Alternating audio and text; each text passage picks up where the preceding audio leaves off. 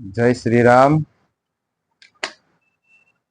આપણો હિન્દુ સમાજ ખૂબ ગંભીર વિષય ખરેખર છે કે એક પછી એક લવ જેહાદના કિસ્સા આવે છે અને હિન્દુ સમાજ જવાબ નથી દઈ શકતો. કાયદા કાનૂનની રાહ જોવે છે. બેન દીકરીઓના ચામડા તૂટી જાય ત્યાં સુધી, અને અપહરણ થઈ ગયું હોય તો 4-4, 5-5 દિવસ સુધી અપહરણ કરેલ વ્યક્તિ બાળા સાથે, જે વ્યક્તિ છે એની સાથે કેવા દુષ્કર્મ કરતા હોય, શું કરતા હોય, અને આટલી ઢીલાઈશ કાયદા કાનૂનમાં રહેતી હોય. બીજું, જે પ્રમાણે આતંકવાદી ગુજરાતમાં પકડાના હતા ને એમને કીધું હતું કે લવ જેહાદની ટ્રેનિંગ અમે ગુજરાતમાં આપી રહ્યા છે, યુવાઓને આપી છે, અને ત્યારબાદ એક પછી એક લવ જેહાદના કિસ્સા વધવા ગુજરાતની અંદર સામાન્ય વાત નથી. બીજું, હિન્દુ સમાજ માટે ખૂબ આ ખરાબ મેસેજ છે. એક પછી એક જે લવ જેહાદના કેસ આવે છે, કાયદા કાનૂનની આડમાં હિન્દુ સમાજની દીકરીઓ અને પોતાનું પ્રોટેક્શન આપણે ગુમાવી રહ્યા છીએ, જેને કારણે અપીલ પીડિત વ્યક્તિએ હિન્દુ સંગઠનોની કરી હતી. તો સવાલ એવા ઊભા થાય કે શું હિન્દુ સંગઠન એટલા મજબૂત રહ્યા છે?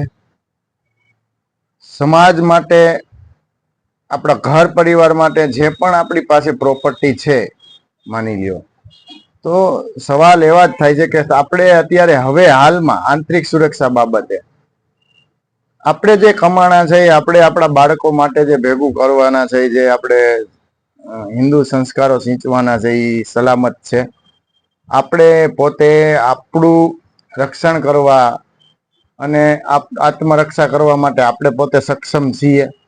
આપણું જે સંપત્તિ કમાણી છે, કમાઈ છે આપણી, આપણે પોતે પરિવાર સક્ષમ છે, તો એમાં પણ નથી.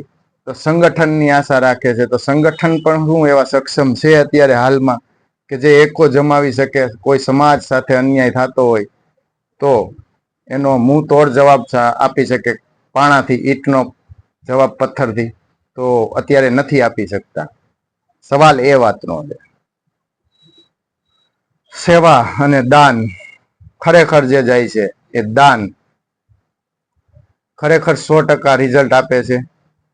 એ તમારે ખાતરી કરવાની છે, કેમ નથી આપતું? શું ખામી છે આપણા હિન્દુ સમાજોમાં કે આપણો સમાજ જે ઊભા ચીરી નાખતા અન્યાય થાય ત્યારે, અને પોતાના ન્યાય માટે થઈને કોઈ પણ લેવલ સુધી જઈ શકતો, અને આ જ હિન્દુ સમાજ આજીવન બીજા ધર્મો જે પણ ભારતની અંદર આવ્યા એને પ્રોત્સાહન આપ્યું, ઘણું બધું કર્યું, બીજા ધર્મો માટે જીવા. હિન્દુ ધર્મ દરેક ધર્મો માટે, દરેક જીવ માટે જીવા. તો એનું પરિણામ આજે હિન્દુ સમાજ ભોગવે છે. સારો પ્રભાવ દેવામાં આજે હિન્દુ સમાજ ભોગવે છે. કારણ કે હિન્દુ સમાજમાં એવી માન્યતા હતી કે જે હિન્દુ સમાજને, જે આપણા ગ્રંથો છે, જે આપણા પુરાણો છે, જે આપણો ધર્મ છે, એમાં એવી માન્યતા છે કે આપણે સામેવાળાને જે આપીએ એ મળે. પણ જે ગીતાનો અધ્યાય કરતા હોય એમાં સ્પષ્ટ છે કે જે વ્યક્તિ માટે તમે કંઈ પણ કરો છો, એ વ્યક્તિનું તમે સારું કરો, અને તો પણ તમને વારંવાર તમારા પ્રત્યે ખરાબ રિઝલ્ટ આવતું હોય તો એવા કોઈ સમાજ કે કોઈ વ્યક્તિને સ્વીકારાય નહીં. એવા અધર્મી લોકો જે સમાજથી સારી વસ્તુઓ લઈ અને દુરુપયોગ કરે અને સમાજ માટે ઘાતકી બને, તો એવા લોકોને સમાજમાંથી નષ્ટ કરી દેવા જોઈએ. સમાજ રાષ્ટ્રમાંથી નષ્ટ કરી દેવા જોઈએ. રાષ્ટ્ર માટે જે ખતરો બને એને રાષ્ટ્રમાંથી ખતમ કરી દેવા જોઈએ. કાયદા કાનૂનની આડમાં રાષ્ટ્ર વિરોધી લોકોને જરા પણ બાંધછોડ કરવામાં ન આવવી જોઈએ, પણ થાય છે. સિંધી સમાજની બાળા ગઈ છે, તો સવાલ અત્યારે એ ઉભો થાય છે, સિંધી સમાજ એટલે હિન્દુ સમાજમાં જ આવે. અમે પણ સમાજને આજે ખાસ ટાર્ગેટ એટલે કરું છું, જેની બેન દીકરી જશે એને કરીશ. અને અમે 24 કલાક તૈયાર થઈ. ખાલી સોશિયલ મીડિયામાં વિડીયો નથી, બરાબર? ત્યારે હોય તો ફોન કરજો. તો સિંધી સમાજ કઈ એટલો કાયર હતો? એનામાં આજે બાળાને લઈ ગયા છે, દુષ્કર્મી વિધર્મી લઈ ગયા છે, તો સિંધી સમાજમાં કોઈ એવો યુવા નથી જે આનો ભરપૂર જવાબ આપી શકે? પોતાની આત્મરક્ષા ને પોતાના સમાજમાં જે છાપ પડી રહી છે અત્યારે ખરાબ, આવા વિધર્મીઓને લીધે સમાજને નબળો દેખાવામાં આવે છે, સમાજ નપુંસક થઈ ગયો હોય તેવું આવે છે. હિન્દુ સમાજના દરેક સમાજમાં આ પ્રશ્ન છે. પટેલ સમાજમાં પણ બહેનો છે, બીજા ભરવાડ સમાજમાં પણ બહેના છે. કેસ છે જ હમણાં છેલ્લા આ 2 થી 3 વર્ષમાં લગભગ દરેક સમાજના આ વિધર્મીઓથી ટાર્ગેટ બન્યો છે બેન દીકરીઓમાં.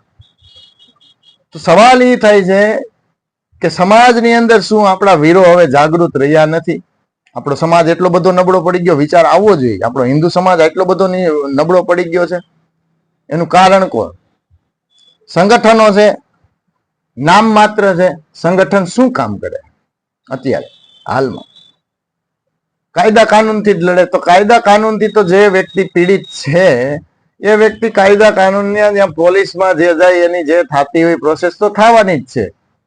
હિન્દુ સંગઠનોનો ઘડતર એટલા માટે થવા માંડ્યું હતું કે જ્યારે હિન્દુ સમાજના પ્રશ્નો વધવા માંડ્યા, વિધર્મીઓ દુશ્મનો જ્યારે હિન્દુ સમાજ ઉપર ઘાત કરવા માંડ્યા, ત્યારે પોલીસ પ્રશાસન, સરકાર જે સક્ષમ નથી ગઈ, જે મતલબ કહેવાય એમાં નથી સફળતામાં ગઈ. વિધર્મી જે કંઈ પણ કરવાનું હોય હિન્દુ સમાજ ઉપર કરી નાખે છે અને ત્યારબાદ પછી કાયદેસર કાર્યવાહી થાય છે. પણ હિન્દુ સમાજ એની સામે જવાબ નથી આપી શકતો. તો એ જે જવાબ ન આપી શકતા હોય ત્યારે જે સંગઠનો છે એ ઢાલ બનીને આગળ આવતા હોય અને પથ્થરથી જવાબ દેતા હોય. પણ આજે છેલ્લા 7 થી 10 વર્ષ થયા સંગઠનો રાજકોટની અંદર પથ્થરથી જવાબ નથી આપી શકતા. તો ગંભીર વિષય છે. એટલે શું કરવું? સંપર્ક કરો મારો. અમે તો સંપર્ક કરવાની તમારી કોશિશ કરી, પણ અમુક સંગઠનો જ્યારે બાત જમાવીને પરિવાર ઉપર બેસી ગયા હોય ને કોઈને નંબર આપવાની ના પાડી દેતા હોય, મીડિયામાં અમે ફોન કર્યા કે સંપર્ક કરો, એનું રિઝલ્ટ આપશું, સોડે ધારે. સમાજમાં તકલીફ એ છે સંગઠનમાં હોતી. હવે આ વ્યક્તિ જે પીડિત છે એમાં માની લ્યો કે કોઈ એકાદો વિરલો જાગૃત થાય સિંધી સમાજમાંથી અને આ જે વિધર્મી છે એને જવાબ આપી દે તો એની પાછળ ઊભું રહેવા વાળું કોઈ છે નહીં.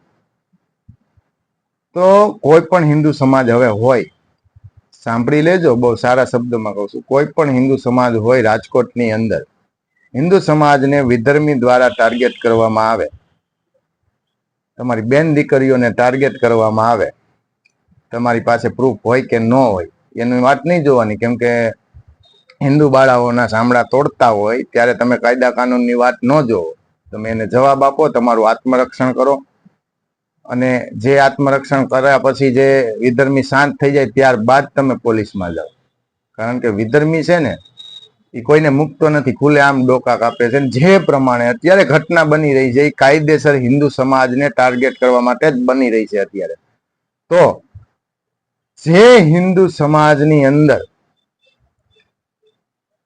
બેન દીકરીઓને લઈ જવામાં આવે એના પરિવારમાંથી, એના કાકા બાપાના પરિવારમાંથી એ વિધર્મીના હાથ પગ ભાંગી નાખે.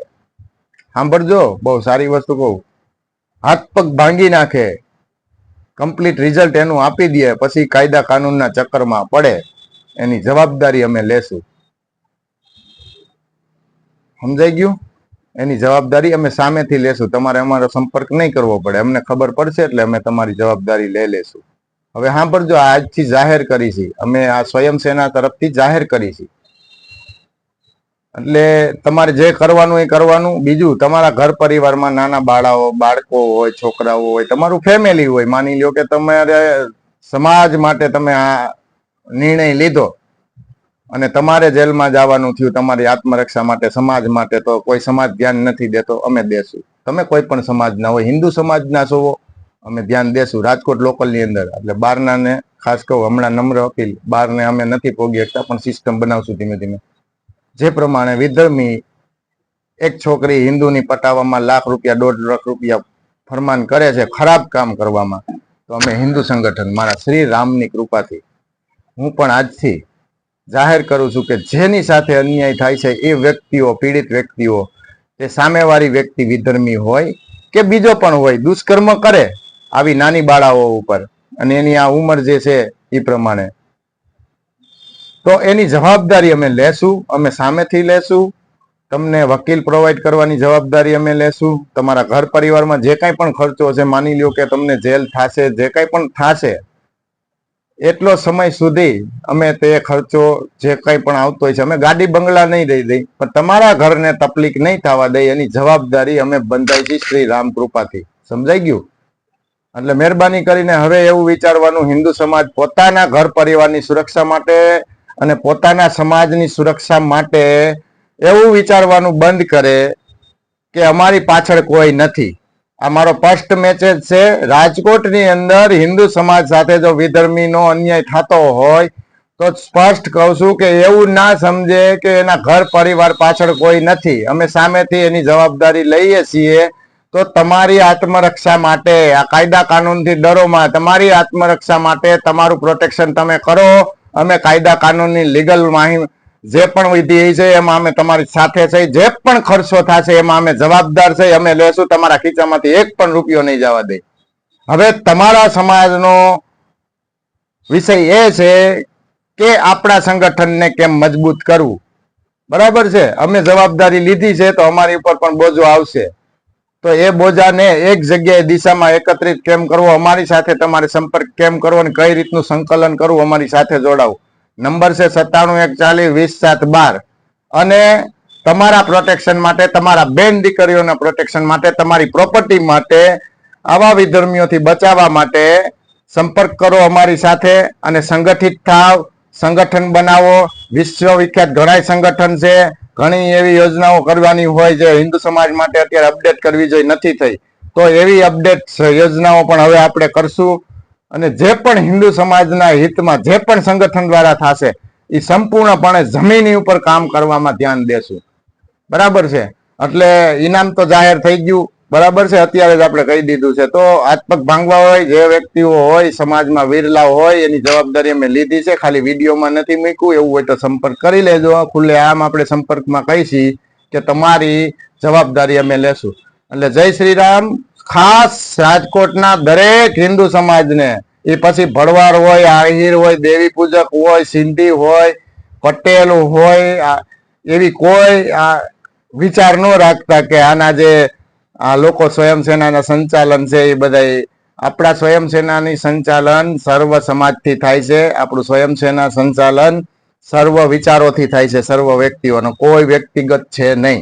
બરાબર? સાર્વજનિક છે. આપણે પ્રોટેક્શન માટે એક અલગ વિષય અને અલગ સિસ્ટમ બનાવવામાં આવી છે, જેથી કરીને એમાં જોડાઈ જાવ, જેથી કરીને આપણે જે સ્થાનિક જરૂરિયાત છે એ આપણે પૂર્ણ કરી શકીએ. બાકી એવા સંગઠનોમાં જોડાઈને દિલ્હીથી ઓર્ડર આવે ને આપણે આપણી આત્મરક્ષા ન કરી શકીએ ને એને પૂછીને એ કહે ને એ ભલામણું કરે ને એવું કરવા બેસી છે ને આજ આપણા હિન્દુ સમાજમાં ક્રાઇમ વધવા માંડ્યા છે. ખાસ કરીને હિન્દુ સમાજની બેન બાળાઓને કેમ ટાર્ગેટ કરે છે? આવા કિસ્સા વિધર્મીના પરિવારમાં કેમ નથી આવતા? તમે સાંભળી લેજો. કાયદેસર ટાર્ગેટ કરવામાં આવે છે. મેં પહેલા પણ કીધું કે આતંકવાદીઓએ કીધું કે ગુજરાતની અંદર અમે લવ જેહાદની ટ્રેનિંગ દીધી છે. તે પછી કિસ્સા એક પછી એક જુનાગઢ થી ને વધતા જાય છે. અને કાયદેસર આપણા સમાજ માટે એક જે ડાઘ રૂપી કહેવાય, ડાઘ કહેવાય હિન્દુ સમાજ માટે, કે દર ખેલે હિન્દુ બાળાઓના સાંભળા તોડીને વહી જાય પછી કાયદા કાનૂનની પ્રોસેસમાં પડે. આપણે મૂર્ખીના છીએ કે આપણે એટલું થવા છતાં આપણે સિસ્ટમ નથી બનાવી શકતા. શું આપણા હિન્દુ સમાજમાં વિરલાઓ નથી? શું આપણા સમાજ પાસે રૂપિયો નથી? આપણા સમાજ પાસે બધું છે, ખાલી એક વ્યક્તિ સારો જોઈશે, નિસ્વાર્થ કામ કરે એવા જોઈશે વ્યક્તિ. એ તમને મળ્યો છે, કદર થાય તો કરી લેજો, જીવી છે ને ત્યાં સુધી. અને સિસ્ટમ બનાવી જો છે, સારી સિસ્ટમ બનાવી. તમારા રૂપિયાનો ઉપયોગ જો તમે તમારા સમાજ માટે, તમારા ઘર પરિવાર માટે અને દેશની સુરક્ષા માટે ન વાપરી શકો તો તમે કોઈ દિવસ સુરક્ષિત નથી તમારી સાથે, ગમે એટલા ગાડી બંગલા હોય કે ગમે એ હોય. જય શ્રી રામ. વિડીયો સાંભળીને શેર કરજો. અને આવી સિસ્ટમ હું એમ કહું છું કે દરેક વિસ્તાર અને જિલ્લા અને ગામડા વાઇઝ બની જવી જોઈએ. જેથી કરીને કોઈ પણને તકલીફ પડે તો એની જવાબદારી સંકલન કરી અને એ વ્યક્તિને જવાબદારી અને ઘર પરિવારની જવાબદારી ઉઠાવી શકે. મુહિમ ચાલુ કરો જેથી કરીને આપણો હિન્દુ સમાજ છે એ આગળ વધે અને ડરે નહીં કાયદાથી. એની આત્મરક્ષા માટે કાયદાથી ડરીને પોતે શિકાર ના બને એવા એટલા માટે થઈને આ સિસ્ટમ ઊભી કરજો. જય શ્રી રામ. રામની કૃપા રહેશે તો બહુ સારું એવું જમીન ઉપર કામ કરીને બતાવી દેશું.